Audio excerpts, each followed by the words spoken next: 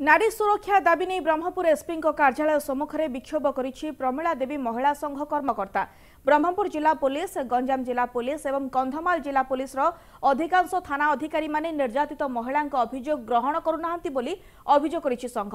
सेथिमध्यरे अनेक दुष्कर्म मामला रहिथिबा बेले पुलिस जानिशुणी कौनसी कार्यानुष्ठान ग्रहण करुनथिबा अभियोग होइछि। पुलिस तुरंत निर्यातिता महिला अभियोग ग्रहण करने को दाबी करी प्रमिला देवी महिला संघ कर्मकर्ता दक्षिणांचल रेंज डीआईजी को एक स्मारक पत्र प्रदान करिसेंती।